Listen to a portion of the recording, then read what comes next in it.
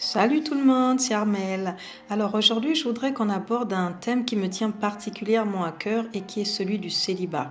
J'ai intitulé mon message Pourquoi suis-je célibataire? Cet état est-il de mon fait? Pourquoi ce sujet? Déjà parce que je suis moi-même célibataire depuis un long moment et bien consciente que cette situation peut ne pas toujours être facile à vivre. Plusieurs d'entre nous, les femmes surtout, vivons assez mal cette période, encore plus quand elle a tendance à se prolonger et que des rides se dessinent chaque jour un peu plus sur nos beaux visages. On est souvent mitraillés de tous côtés. Par la famille d'abord, qui nous fait remarquer que cela fait un moment que ça dure, que l'horloge biologique tourne et qu'on devrait peut-être commencer à revoir nos exigences à la baisse. Ensuite, il y a les autres, les amis, les voisins ou encore les collègues de travail qui souvent par leurs attitudes nous interpellent et nous font savoir à leur façon que la situation devient critique et qu'il faut se bouger. Pas facile, je l'admets, toute cette pression. Je me souviens du nombre incalculable de fois où j'ai été à des fêtes, à des mariages, accompagnée de couples alors que j'étais moi-même électron célibataire. Au début, cela m'importait peu, mais au fur et à mesure du temps, les remarques de certaines personnes m'ont poussé à m'interroger. Ma perception de mon état de célibataire changeait, je le vivais mal et même parfois je déprimais. Puis, ne voyant pas les choses changer, je me suis dit à moi-même, Armelle, arrête d'être obsédée par cette situation. Accepte l'état actuel des choses, mais surtout maximise ton célibat.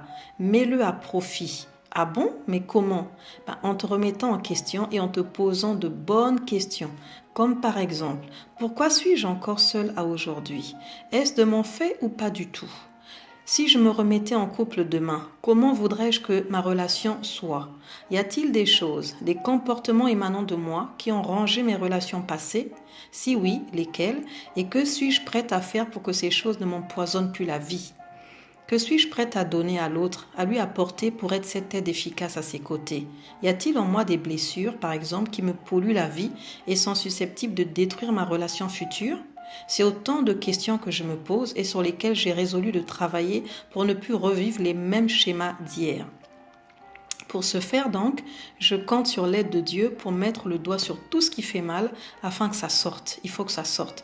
Ensuite, je compte m'appuyer sur l'expertise de personnes capables de me donner des clés pour retrouver confiance en moi. C'est d'ailleurs le but du défi de ces capsules des 30 jours.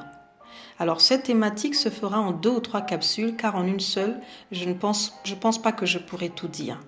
Alors pour vous partager un peu mon histoire, je suis quelqu'un qui a connu bien de choses difficiles, perte d'être cher et graves problèmes de santé qui ont vidé la pile électrique que j'étais. Jeune, j'étais pleine de vie. Je courais ça et là. J'avais toujours la petite vanne qui faisait marrer. Suite à ces douloureux épisodes, je me suis renfermée dans une coquille. Je suis devenue silencieuse pour ne pas dire ennuyeuse, solitaire, austère et en proie beaucoup à la nostalgie.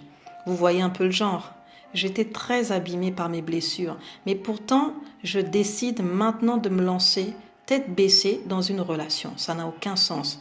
Je rencontre donc l'homme avec qui je vis ma première relation de couple. J'étais jeune à l'époque, et c'était ma première fois d'être sous le même toit qu'un homme. Mes parents s'étant séparés alors que j'étais toute petite et avec autour de moi des tantes célibataires, je n'avais pas eu ou vu de modèle de vie de couple épanoui de papa et de maman ensemble. Je ne savais pas du coup comment me comporter avec un homme. Je croyais à tort que l'amour suffirait, mais j'ai vite déchanté. Je me suis aperçue que l'amour ne fait pas tout dans une relation. Il y a d'autres éléments tout aussi importants comme le respect, la communication, l'écoute mutuelle, la soumission ou encore le sens des priorités. Étant très indépendante de nature, je me suffisais un peu à moi-même.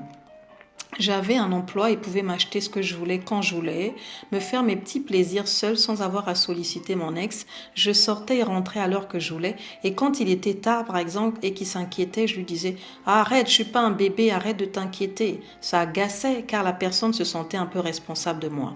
En plus, j'étais le genre de femme qui, quand je décidais un truc, je fonçais, qu'il soit d'accord ou pas.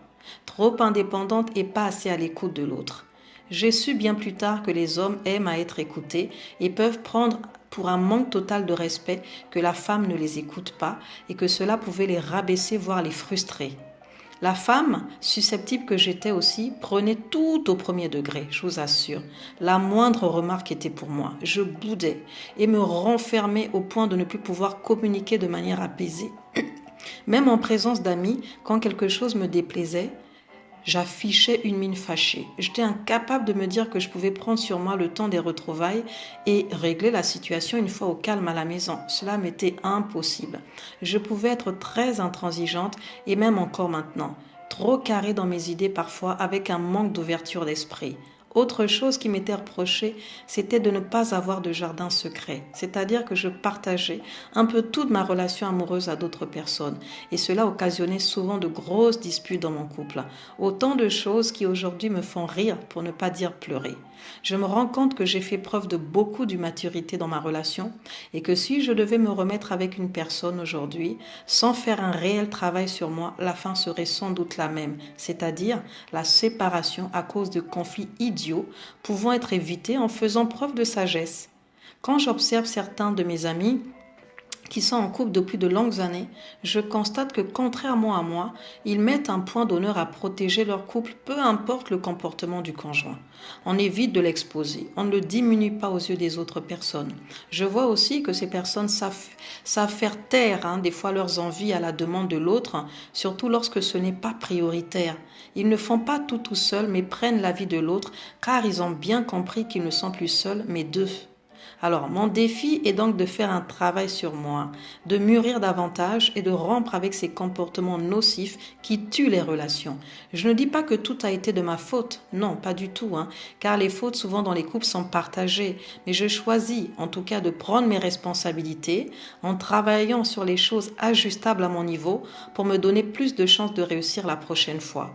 J'invite chaque célibataire qui se reconnaît en moi à faire ce travail qui est crucial, car démarrer ou redémarrer avec des failles détruira tôt ou tard votre relation et vous ramènera autant de fois que possible à la case célibat. Voilà pour aujourd'hui. À vous de jouer maintenant. La suite dans mon prochain épisode. Je vous embrasse. À très vite. Armelle. Bisous.